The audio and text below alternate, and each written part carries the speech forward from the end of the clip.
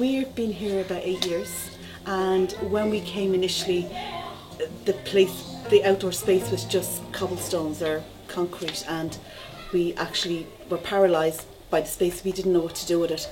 So initially we just had some bikes out there and we'd go out and play games because we just didn't know what to do with it because it's quite small. And we are actually in a rural area. However, we had to fight to get that outdoor space on the building with the planners. So we were restricted. And I think possibly for 2 years we were like that. And we would talk about what we would dream, and everything that we looked at on the internet or we heard of was big, beautiful outdoor spaces. And that actually made us worse. That made us sort of shut down even more. Yeah. And we decided to sign up for Síolta. And the mentor came out on her first visit and she said to us, oh look, you have this lovely outdoor space and you have all these windows. Have you thought about? And she suggested doing seamless provision to us. And that was it. Once that one conversation happened, then we exploded into ideas. I suppose, first of all, we had to tackle the whole concept of what seamless provision was for us. And that freedom of moving from the indoors to the outside, and that freedom to create, I suppose, spaces where the children could go and work. So we didn't have any money. that was a big issue for us. So we sort of brought on the help of the parents, and we chatted with them about what they might like to see outside. There was a couple of things that we were really conscious of. We were really conscious that, we needed children to be able to climb, but we didn't have the space to put a climbing frame. So we actually got a farm gate. Somebody suggested a farm gate. We got a farm gate and we put it against the fence. And we did a risk assessment with the children about how far they could climb up before they would go over the fence, and we marked it with tape, and the children now climb, and I love it because you'll see them walk over to the gate and they'll look at the gate and they'll come away from the gate and then they'll go back to the gate, and eventually you'll see them climbing, but that could take weeks just to climb a gate, and now most mornings they would stand on the gate and wave to their parents as they're leaving, which is fabulous. One of the other things, we knew we wanted to have sand out there. We knew we wanted to have a quiet space out there. We knew we wanted water.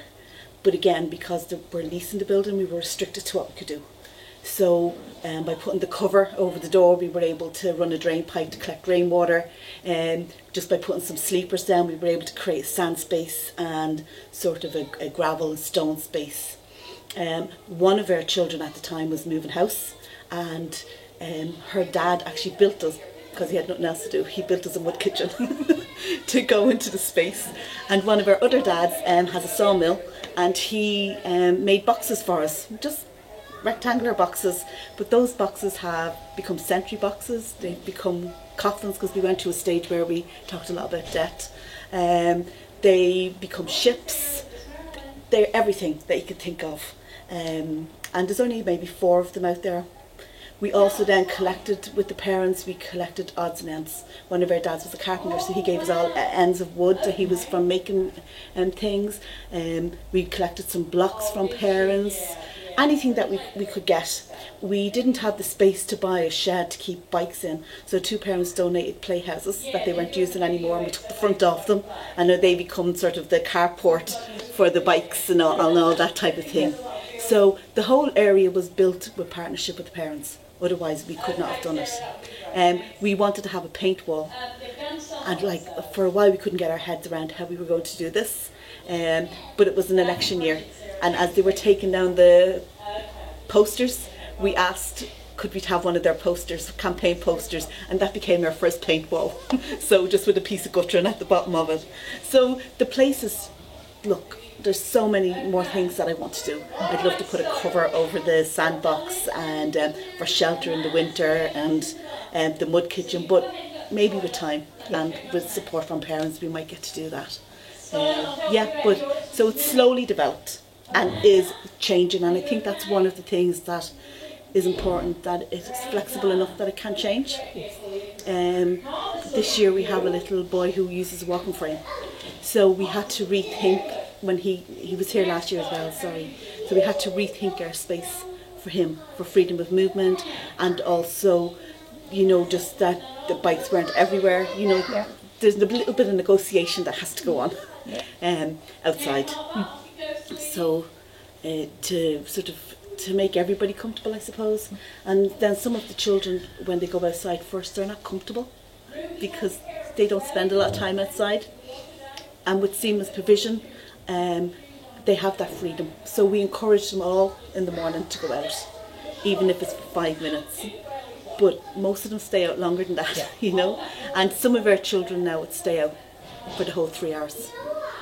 They come in, they eat, and they go straight back outside. I think the main part for me is choice and freedom to choose, and trying to set up areas of interest inside and outside. So we use the space as one space. So what's not inside is outside, and what's not outside is inside, and the children move freely between those spaces as they want to. So all children get at least 2.5 hours of freedom, but that doesn't mean that we haven't prepared our environment. You know, we've thought about what goes into that space. We've also thought about, you know, maybe interests that might come up from the children that might be emerging, and we try to maybe have new materials or materials that will suit that interest in the areas. And then I suppose we do try maybe about half 11ish that we might try and get some small group time together. But that small group time could be outside, could be inside, depends on the group that we're working with. Because initially when we developed the outdoor space, we hadn't thought about water. And we were coming in and out with buckets of water, and we thought, you know, this is not working. Can we put an outside tap? That wasn't a reality either, because it's not our building and we're leasing it. So we had to work within the constraints that we have. And I can't remember, did I see it on TV or did I read about it somewhere, but the water butt was like, oh God, that just makes so much sense that we can collect that rainwater. So also when there's no rain and there's no water, we talk about that, you know, and we talk about the fact that water is even precious, and that if we take it out of the tap, then we have to pay for it. So there's that sort of respect, I suppose, we're trying to instill about nature and the way the weather works. So there's not always water, but it's Ireland, so a lot of the time we'll have water. But there might not be as much as they want. When it's gone, it's gone. For me, observation. To observe the type of play that the children are interested in. To consider, I suppose, their developmental needs. I mean, initially, just for example, say, initially when we were looking at it, we were thinking about the climbing aspect, and that's really important for children. Okay, we didn't have room for a big slide. Okay, that would be one way they could climb, and we put the gate in.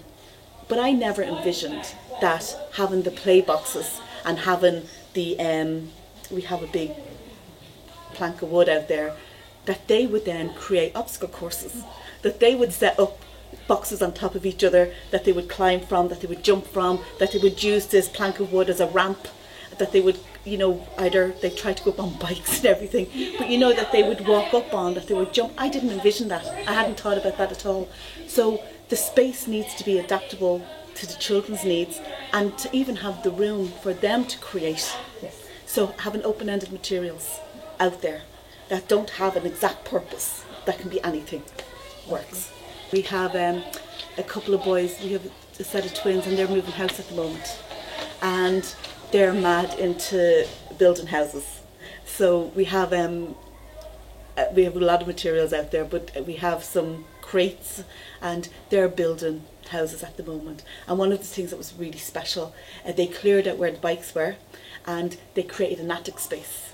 And they laid all the wood down, and they were like, come see our attic floor. What do you think of our attic floor? I mean, who would have thought an attic floor, you know? But that went on for 2 or 3 days. The attic floor was brilliant. Brilliant. Don't try and do it by yourself. You need to include your staff, you need to include the children, and you need to include the parents. And even the community, if you can. Like, for instance, getting the paintball came from outside. So I think often we try to do things ourselves, and we try to have all the answers. But it's not about having all the answers, it's about getting all the minds together to create the best space possible, and not to be afraid to change that space. Once it's set, it's not set in stone, it can be changed and it can be adapted to meet even your needs and the children's needs. I would definitely promote seamless provision.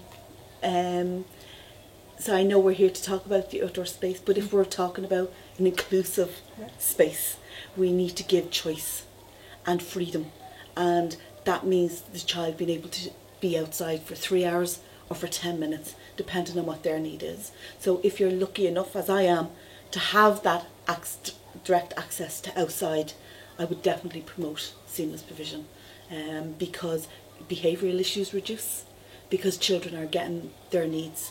And if a little person comes in the morning and they've had a bad day, they can just be outside, they can run, they can climb, they can throw sand in the sandbox, they can get watered and they can dump it, you know, and just get that frustration or whatever their need is. Yeah. So, yeah, if you're in a position, seamless provision all the way.